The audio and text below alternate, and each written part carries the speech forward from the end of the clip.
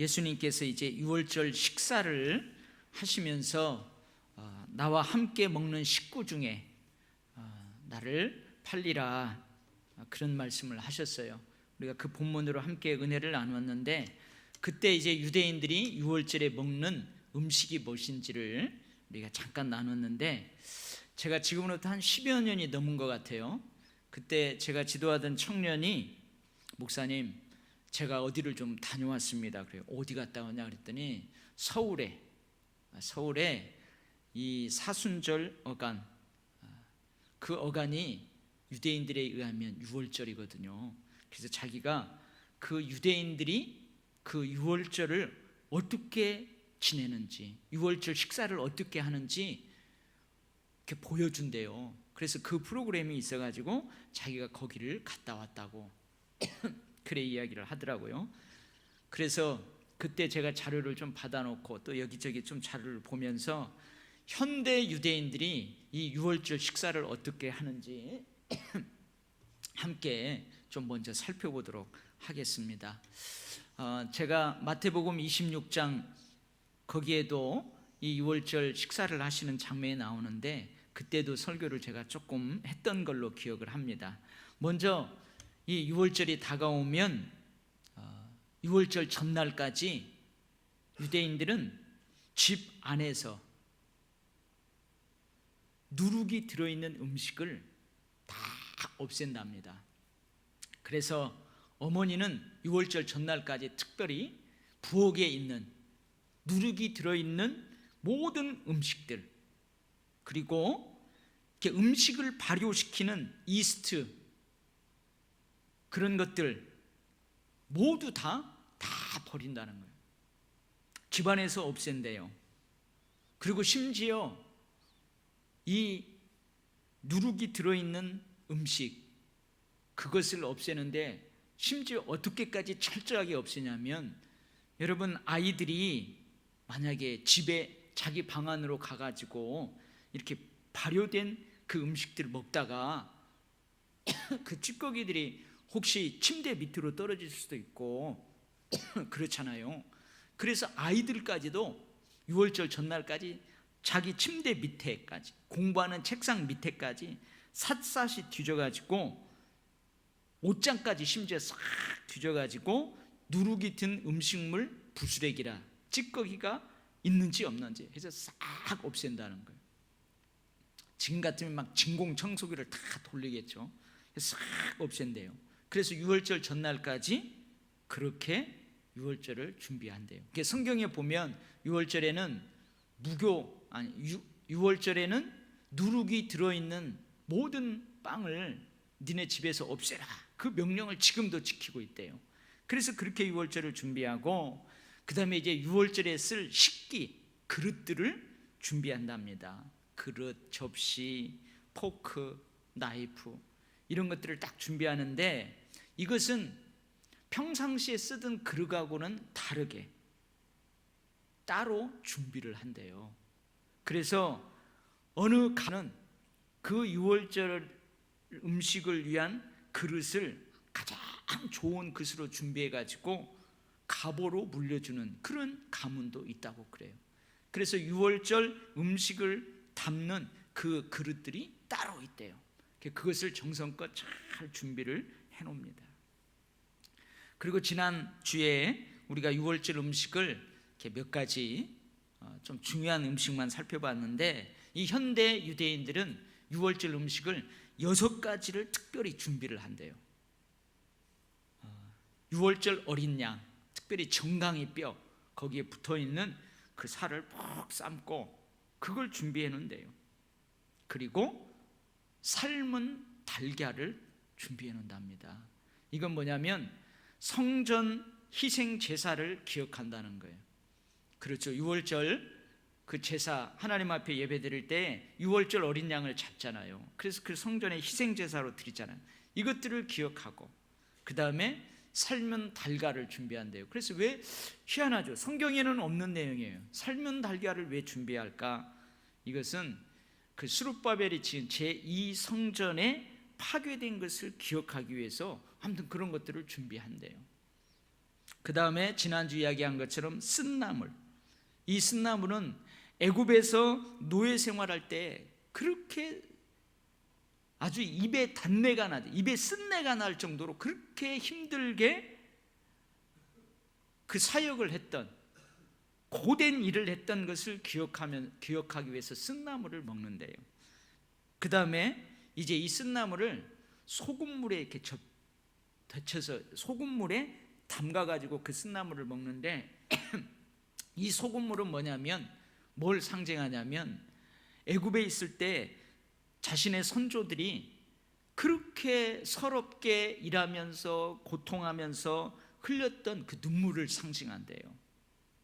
그 다음에 일종의 양념장인데 진흙과 같은 황갈색의 양념장을 준비한답니다. 이거 하로셋이라고 한대요. 히브리어로 하로셋이라는 그 양념장을 준비한대요. 그래서 마치 이 진흙과 같은 황갈색인데 벽돌을 굽던 노예 생활을 기억하는 의미에서 이러한 양념장을 준비한답니다. 그리고 마지막으로 무교병. 출애굽할 때에 어떻게 해요? 이게 발효가 되기 전에 그 떡반죽을 막 급하게 먹고 급하게 싸가지고 나가잖아요. 그래서 출애굽의 긴박성을 상징하는, 고난의 떡을 상징하는 그 무교병, 이렇게 6가지를 잘 준비한답니다. 그래서 이제 온 가족들이 모여서 하나님 앞에 기도하면서 이 식사를 하는데, 이 식사 자체가 어떻게 보면 하나님께 예배하는 예전이라고 할 수 있어요. 그래서 이 식사에는 순서가 있대요. 과거의 고난과 슬픔을 기억하는 그 순서가 있고, 그 다음에 현재의 하나님이 주신 축복에 감사하는 순서가 있고, 그리고 미래에 대한 소망을 기원하는 이 3가지 순서로 딱 진행이 된답니다. 먼저 과거에 자신의 민족들이 고난을 당했던 것, 슬픔을 당했던 것들을 기억한대요. 그래서 이 포도주 잔에다가, 컵에다가 먼저 포도주를 가득 따른대요. 그리고 이 유월절 음식 인도자가 있나 봐요. 그러니까 하나님께 예배하는 예전과 또 비슷한 거예요. 그 가장이, 그 가문의 가장 어른이 포도주를 다 따르게 한 다음에 축복문을 낭송한답니다. 그러면은 이 축복문을 낭송하는 축복이 다 끝나면 각자 앞에 놓여 있는 물에다가 다 손을 씻고 그 다음에 그 쓴나물을 소금에 찍어서 먹는데요. 그리고 무교병을 3겹으로, 이렇게 무교병을 빵이죠, 발교되지 않은 빵을 3겹으로 딱 포개 놓아가지고 접시 아래에다가 딱 놓는데요. 그리고 이 첫 번째 포도주 잔을 모두 다 마신 다음에 그 빈 잔에다 다시 포도주를 채워 넣는데요. 그러면서 자녀들하고 아버지하고 서로 질문하고 답변하는 형식으로 대화를 한다는 거예요. 아빠, 할아버지, 왜 이 밤에 우리는 무교병을 먹습니까? 왜 쓴나물을 소금에 찍어서 그 진흙 색깔의 양념장에 찍어서 먹습니까? 이렇게 물어본다는 거예요. 아빠, 할아버지, 왜 우리는 유월절 음식을 이렇게 비스듬히 기대어서 먹는데요? 이렇게 물어본다는 거예요. 그러면은 할아버지나 아버지가 그 의미를 다 설명해 준대요. 우리 민족은 이러이러했는데 이러이러했단다. 그래서 지금은 우리가 노예가 아니기 때문에 자유로운 하나님의 백성이기 때문에 비스듬히 기대어서 평안하게 그렇게 먹는단다. 그러면서 이야기를 쭉 해준대요. 그리고 빠지지 않는 이야기가 있는데 출애굽할 때 10가지 재앙 이야기를 아버지나 할아버지가 꼭 들려주신답니다. 그리고 이 10가지 재앙을 이야기할 때마다 거기에 온 가족들이 아까 포도주 이렇게 따로 놨다 그랬잖아요. 그래서 첫 번째 재앙은 이것이었단다 할 때마다 그 포도주를 한 모금씩 먹은 다음에 입안을 헹궈서 뱉어낸대요.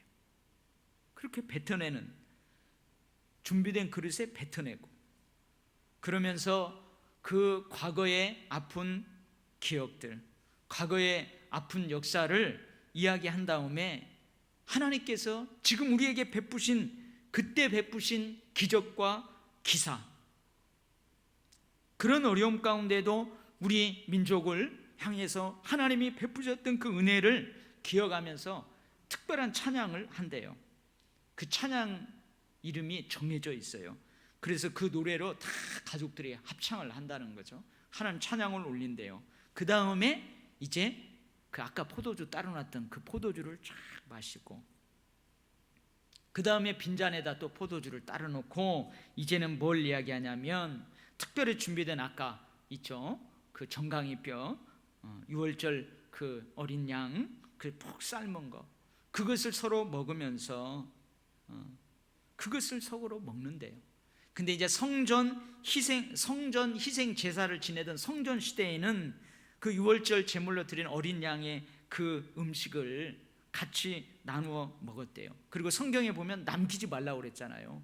남기지 않고 다 먹었대요. 근데 이제 성전 시대가 끝나면서 이제 상징적으로만 그걸 먹고 대신 뭘 했냐면 무교병, 아까 세 겹으로 이렇게 해놨다고 했잖아요. 그것을 이제 툭 이렇게 부러뜨린대요. 우리는 파전 같은 거 이렇게 하면은 어떤 분은 칼로 이렇게 가위로 자르려고 하면은 그 자르지 말라고 그래요. 맛이 없다고. 근데 어떤 분은 빨리 자르라고 하고 하는데, 그 무교병을 세 겹으로 이렇게 해놓은 것을 탁 눌러가지고 자른대요. 그래서 그 자른 것을 어린 양을 대신해서 같이 그것을 먹는다는 거예요. 그리고 그 음식을 다 나누면은 그 인도자가 또 감사하면서 가족들을 축복하고, 그리고 아까 따라 놓은 포도주를 마신다는 거예요. 현재의 하나님이 주신 축복을 기억하면서 감사하는 시간이에요. 그리고 이제 식사가 끝나면은 그 가정의 문을 활짝 열어놓는데요. 그리고 인도자는 준비된 그 엘리야의 컵이라고 명명 지어지는 컵이 있대요. 거기에다가 포도주를 가득 채운 다음에 뭐라고 하냐면은, 유대인들은 아직도 예수가 메시아라고 인정을 안 하잖아요. 그래서 메시아가 오기 전에 성경에 보면 엘리야를 먼저 보낸다. 그래서 어려움을 해결하고 메시아가 올 길을 예비한다, 선포한다. 아직도 그렇게 믿고 있대요. 그래서 선지자 엘리야라는 그런 노래를 같이 부른다고 그래요. 어서 메시아가 이 땅에 오셔서 이 땅을 평화롭게 하십시오. 진정한 자유를 누리게 하십시오. 그런 의미에서 선지자 엘리야라는 그 제목의 노래를 한다는 거예요. 그리고 이 노래와 함께 감사 찬송, 여러 가지 찬양의 시들을 낭독한 다음에 또 마지막으로 노래를 한 곡 하는데, 그게 뭐냐면 내년에는 예루살렘에서라는 노래를 부르면서 유월절 식사 의식을 마친대요. 그러니까 오랫동안 그 유대인들이 다 흩어져서 살잖아요. 그리고 이 유월절은 예루살렘에 와서 지키라고 했으니까 내년도에도 건강하게 흩어져서 살아가는 그곳에서 건강하게 살다가 내년에도 또 예루살렘에서 우리가 이렇게 만나서 이렇게 유월절 제사를 지내면서 함께 음식을 나눕시다.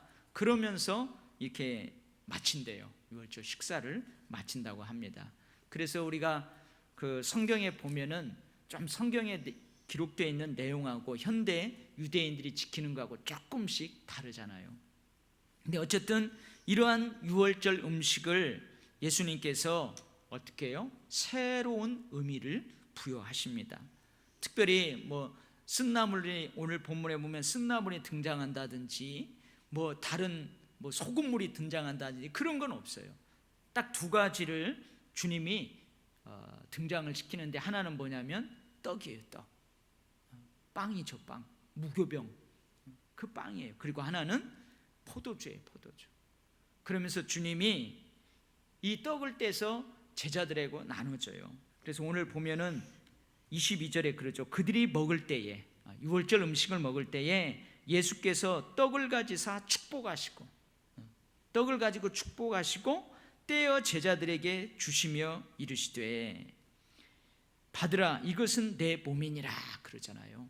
근데 좀 우리나라 번역할 때 조금 첨가되면 좋을 단어가 있는데, 그게 뭐냐면 이것은 내 몸이니라 이렇게 번역하기보다는 원래 좀 이 단어를 넣으면 더 원문에 가깝게 번역하는 것이래요. 그게 뭐냐면 이것은 찢긴 내 몸이니라, 그 말이에요. 우리나라 말로 하면 찢어진, 찢겨나간 내 몸이니라. 예수님께서 떡을 가지고 하늘을 우러러 축복하신 다음에 그 떡을 찢어서 주잖아요. 제자들에게 떼어서 주잖아요. 그러면서 예수님 뭐라 하면 이것은 찢긴 내 몸이다. 그렇게 번역을 해야 좀 원문에 가까운 번역이라는 거예요. 그래서 제자들이 이때는 몰라요. 예수님이 축사하시고 그 무교병을 이렇게 찢어서 가지고 제자들에게 줄 때 이것이 찢기는 내 몸이다, 찢긴 내 몸이다 할 때 제자들이 잘 몰라요. 언제 알아요? 이제 유월절 이 음식을 다 마치고 찬송하면서 감난산으로 올라가요. 그리고 거기서 기도하고 거기서 잡혀요. 잡히신 예수님은 밤새도록 신문당하시면서 십자가에 달리시기 전에 채찍에 맞잖아요. 여러분 영상으로 많이 봤잖아요. 그 채찍에 맞을 때에 등이 밭고랑이 파이는 것처럼 파여가지고 뼈가 다 보이잖아요. 그때 찢겨나가는 그 살, 그때 찢겨나가는 주님의 몸. 그래서 누가복음에서는 어떻게 되냐면 너희를 위하여 주는 내 몸이다. 좀 더 정확하게 보면 너희를 위하여 찢기는 내 몸이다. 그리고 누가복음에서는 이를 생각하면서 나를 기념하라. 그 제자들이 아마 그랬을 것 같아요. 제 생각에도 이때는 잘 몰라요. 빵을 찢어줬을 때에 다 유월절 음식에는 각각 다 어떤 상징들이 있고 의미들이 있는데 예수님이 그 무교병을 주면서 새로운 의미를 부여하는 거예요. 너희를 위하여 찢긴 내 몸이다. 찢기는 내 몸이다. 아마 제자들이 이제 예수님이 채찍에 맞을 때에 채찍에 맞고 십자가로 이제 달리기 위해서 끌려갈 때 누군가 제자들이 후에 와서 채찍에 맞았던 그 자리를 이렇게 둘러봤을 때에 여기저기 살점이 툭툭툭 떨어져 있었을 거예요. 그것을 보면서 이제 제자들 중에 누군가는 깨닫겠죠. 아, 주님이 유월절 음식을 나눌 때에 그 빵을 뜯어서 주면서 이것은 너희를 위하여 찢기는 내 몸이다. 그때서 이제 확 와닿는 거죠. 요한복음 6장에서 예수님은 자신을 생명의 떡이다, 하늘에서 내려온 떡이다라고 말씀을 하십니다. 그리고 이 떡을 먹는 자마다 마지막 날에 내가 다시 살리리라, 그 말씀을 하십니다. 여러분, 우리가 성찬을 나눌 때에 빵이 그런 의미가 있어요. 우리의 죄를 위해서, 우리의 죄악으로 인해서 찢긴 주님의 몸이에요. 여러분은 성찬을 받을 때 어떤 생각이 드는지 모르겠어요. 저는 성찬을 받으면 그 빵이 이렇게 씹히잖아요. 여러분 씹히잖아요. 씹힐 때에 마치 설렁설렁 그 주님의 살을 씹는 듯한, 그래서 온몸에 나를 위해서 찢긴 주님의 몸이다라는 그 말씀이 온몸에 막 이렇게 여러분 소름 돋는다고 하잖아요. 그 점률로 쫙 퍼지는, 여러분 그런 느낌이 있어야 돼요. 그런 은혜가 있어야 돼요. 그게 그런 의미예요. 그것을 상징하는 것이 바로 우리가 성찬을 나눌 때 나누는 빵이에요. 주님이 새롭게 의미를 부여하죠. 그 다음에 포도주입니다. 포도주. 이 포도주는 뭐라고 그래요? 또 잔을 가지사 감사 기도하시고 그들에게 주시니. 아까 유월절 그 현대 유대인들도 순간순간 음식을 먹기 전에, 잔을 마시기 전에 어떤 때는 감사 찬송을 하고 또 축복하고 또 하나님 앞에 영광의 찬송을 드리는 것처럼 주님도 그렇게 하시고 이제 어떻게 해요? 포도주를 주십니다. 그러면서 주님이 뭐라고 그래요? 이것은 많은 사람을 위하여 흘리는 나의 피, 곧 언약의 피다. 마태복음에는 이렇게 기록하고 있어요. 죄사함을 얻게 하려고 많은 사람을 위하여 흘리는 피다. 많은 사람들의 죄를 사하게 하려고 흘리시는 언약의 피다. 나의 피다. 그렇죠? 나중에 깨닫는 거죠. 제자들은 그거 몰라요. 우리를 위해서 우리 죄를 사함을 얻게 하려고 흘리신다? 아직도 제자들은 그 유월절의 그 상징적인 의미만을 생각하고 있을지도 몰라요. 근데 나중에 예수님의 머리에 쓰여진 가시관으로 인해서 흐르는 피, 찔린 창으로 인해 흐르는 옆구리의 피, 못 박힘으로 인해서 흐르는 손과 발의 피, 그걸 보면서 깨닫는 거죠. 그걸 보면서 깨닫는 거예요. 여러분, 우리도 성찬을 받을 때에 그 포도주를 먹잖아요. 그러면 여러분, 우리는 이렇게 술을 안 먹기 때문에 알코올기가 조금 있으면 막 오만 상을 찡그려요. 그러면서 몸 하죠. 근데 그때 여러분 깨달아야 돼요. 아, 예수의 그 보혈이, 예수의 은혜의 피가 내 온몸을 휘감는구나. 내 삶을 전 삶을 휘감는구나. 하나님, 내 평생 이 은혜를 잊지 않고 살게 하옵소서. 그러면서 여러분 받아야 돼요. 근데 특별히 요한복음 13장에서는 다른 복음서하고는 다른 모습이 나와요. 오늘 마가복음은 아주 간단하게 기록되어 있어요. 마태복음, 누가복음 기록이 되어 있는데, 요한복음은 길게 예수님의 설교도 기록이 되어 있고 여러 가지가 기록되어 있는데, 그 다른 복음서하고는 다르게 뭐가 기록되어 있어요? 우리도 잘 아는 것처럼 세족식.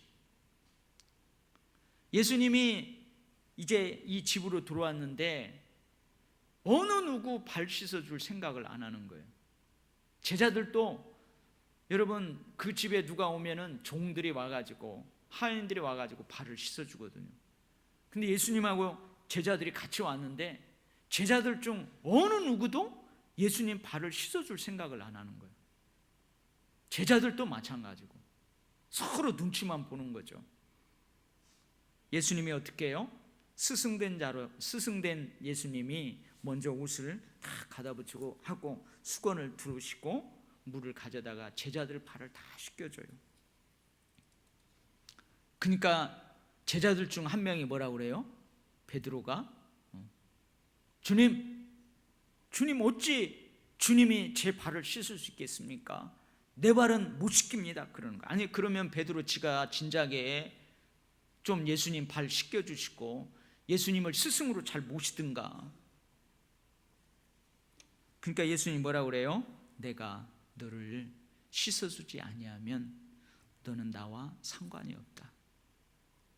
이것도 상징이 있는 거죠. 내가 너를 씻어주지 않으면 너와 나는 상관이 없다. 그러니까 베드로가 뭐라고 그래요? 예수님, 그러면 씻어줄 바에야 내 온몸을 다 씻어주세요. 그러는 거예요. 그러니까 예수님 뭐라고 그래요? 이미 목욕한 자는 발밖에 씻을 필요가 없다. 이 말은 뭐예요? 이미 예수 안에서 죄사함을 다 받은 사람들은 또 죄사함 받기 위해서 온몸을 목욕할 필요가 없다는 거예요. 이미 죄사함을 받았지만 너희들이 살아가면서 짓는 그 자범죄, 그 죄를 늘 회개하는 것만 하면 된다. 근데 그 회개 안 하면 나하고 상관없다. 그 말이에요. 그러면서 어떻게 해요? 예수님이 한 사람 한 사람 제자의 발을 다 씻어주면서 마지막으로 예수님, 그래, 너희도 서로 발을 씻어주는 것이 옳으니라. 내가 그래도 좀 나은데 네가 노예의 모습으로, 네가 종의 모습으로 내 발을 씻어줘야지. 기다리지 말고, 서로 눈치 보지 말고 너희도 서로 발을 씻어주라. 그러면서 예수님 뭐라고요? 새 계명을 주노니 서로 사랑하라. 내가 너희를 사랑한 것 같이 너희도 서로 사랑하라. 이웃을 내 몸과 같이, 너의 몸과 같이 사랑하라는 것이 아니고, 주님이 너희를 사랑한 것 같이 너희도 서로 사랑하라. 너희들의 얄팍한 사랑, 너희들의 이기적인 사랑으로 사랑하는 게 아니고 나처럼 스승이 되어서 제자들의 발을 씻기고 너희들의 죄를 위해서 내 몸과 피를 다 주면서까지 사랑한 그 사랑으로 너희도 서로 사랑하라. 그리고 너희가 그렇게 서로 사랑하면 그렇게 사랑하는 너희를 지켜보는 많은 사람들이 아, 저들은 진짜 예수의 제자구나, 진짜 예수님의 제자인 줄을 알리라. 그래서 요한복음에서는 이 세족식이 특별히 등장을 합니다. 그러니까 뭐예요? 사실은 이 유월절 음식은 어떻게 보면은 그 음식들은 똑같을지 몰라도 예수님이 새로운 의미를 부여하는데 그건 뭐예요? 한마디로 그 음식에 대한 상징이 뭘까? 꽉 짜보면 뭐가 나와요? 사랑이에요, 사랑. 너희를 사랑하기 때문에 너희를 구원하기 위해서 찢긴 내 몸이다. 내가 너희를 사랑하기 때문에 너희를 구원하려고 너희 죄 때문에 너희 대신 내가 흘리는 피다. 그 꽉 짜면 사랑이에요. 그래서 여러분 우리 성찬식 함께 나눌 때는 사랑이에요, 사랑. 주님의 사랑, 서로 함께 신앙생활은 공동체 안에서 형제자매의 사랑이에요. 그리고 이제 우리가 성찬을 나눌 때 특별히 이제 유월절 예수님이 음식을 나누면서 새롭게 의미를 부여한 이것이 이제 초대교회에 계속 이어집니다. 그래서 고린도전서 11장에 그 초대교회, 초기 교회에 계속 이것이 이어져서 지금은 성만찬이라고 불려지는 그 예식이 계속 이어져요. 그래서 고린도전서 11장에 이렇게 시작하죠.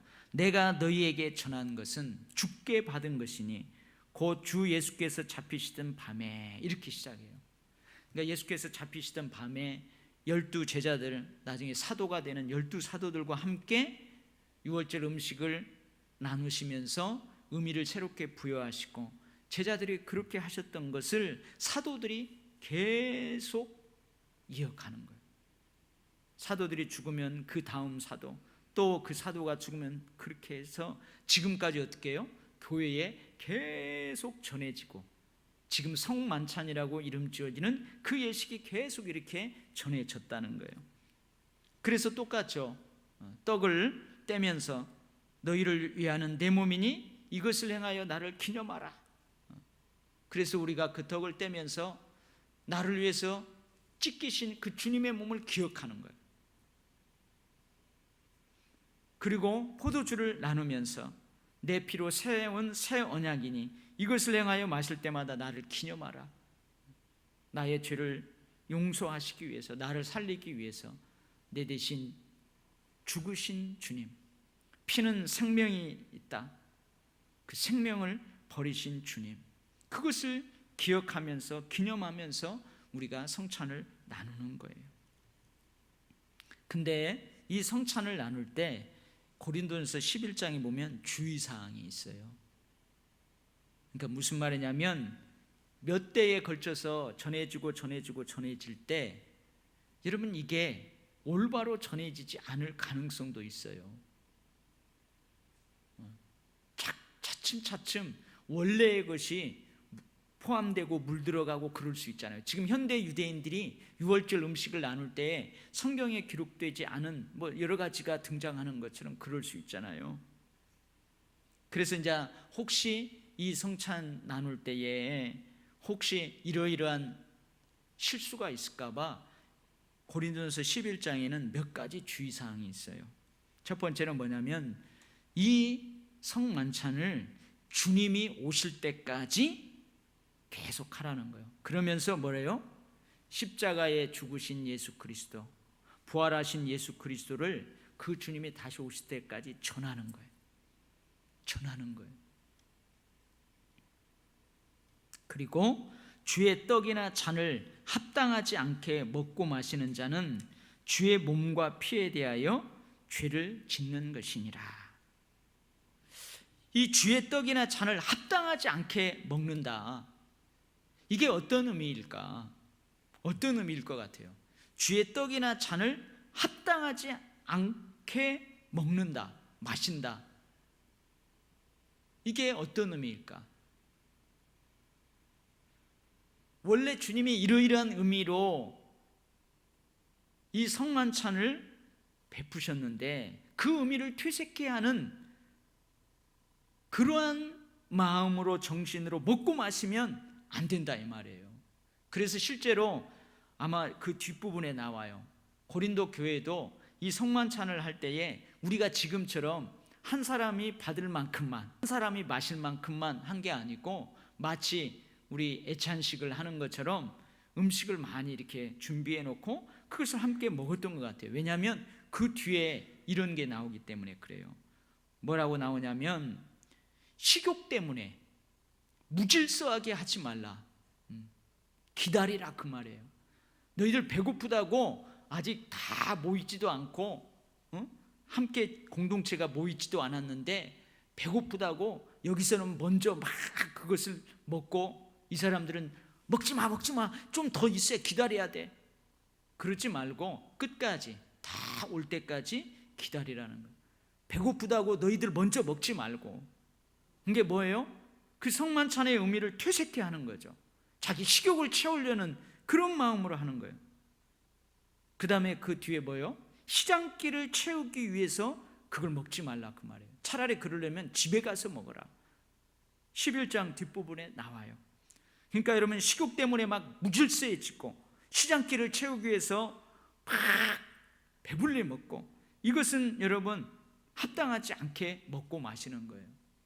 그래서 사도 바울은 뭐라고 하냐면 그렇게 먹지 말라. 그러면 주의 몸과 피에 대하여 죄를 짓는 거라는 거예요. 죄를 짓는 거라는 거예요. 그 다음에 세 번째는 뭐냐면 사람이 자기를 살피고 그 후에야 마시라. 자기를 살피고 마시라는 거예요. 그러니까 자기를 살피라는 것은 어떤 의미가 있을까요? 성찬을 받기에 합당하게 이제 자기 자신을 성찬을 합당하게 먹고 마시기 위해서 자기 마음도 자기 몸도 자기 정신도 잘 살펴보고 어떻게 보면 통하는 거죠. 내 식욕 때문에 내가 이걸 먹는다, 시장기 때문에 채운다 이런 생각을 다 버리고 주님이 왜 우리에게 이 떡을 주셨는가, 뭘 상징하는가. 그래서 여러분 마지막에 이런 말씀을 했어요. 주의 몸을 분별하지 못하고 먹고 마시는 자, 자기 자신을 살피지 않고 먹고 마시는 자는 자기의 죄를 먹고 마시는 것이니라. 그래서 사도 바울이 그 뒤에 뭐라고 하냐면 그래서 주의 떡이나 잔을 합당치 않게 먹고 마시는 자들, 자기 몸을 살피지 않고 그 성찬을 받는 자들, 그래서 너희들 가운데 약한 자가 있다. 그것 때문에 약한 자가 있고 그렇기 때문에 병든 자가 있고 그렇기 때문에 잠자는 자가 있다. 그렇게 이야기를 해요. 그래서 이러한 것들을 잘 주의하면서 이 성찬식을 행하라 그럽니다. 그래서 여러분 우리가 이 성찬식을 행할 때에 세례 받으신 분들만 성찬을 받습니다 하는 이유가 있어요. 그래도 세례 받은 사람이 이 성찬의 의미를 알고 구원의 확신을 알고 예수 그리스도의 보혈의 은혜를 알고 능력을 알고 그래서 그렇게 하는 거예요. 그리고 세례 받을 때에도 이 성찬에 대해서 교육을 하고 그렇게 해서 이렇게 하는 것입니다. 그래서 오늘은 우리가 마가복음에 짧게 유월절 식사에 대해서 주님이 새로운 의미를 부여하는 내용 짧게 기록되어 있지만 우리가 다른 복음서에도 기록되어 있는 것을 조금 더 살펴보았고 특별히 요한복음 그 다음에 이제 교회가 예수님이 전해진 그것을 대가 바뀌면서 계속해서 계승되고 전승되는 고린도서 11장의 말씀까지 우리가 잘 살펴봤습니다. 여러분 다 알고 계시는 것이지만 이미 익숙한 것이지만 여러분 특별히 오늘 이 수요예배에 나온 여러분들은 올해 우리가 고난주간 부활주일 그 어간에 우리가 성찬을 받을 때에 여러분들 정말로 특별한 은혜가 있기를 바랍니다. 아멘. 네, 기도하겠습니다. 하나님 아버지,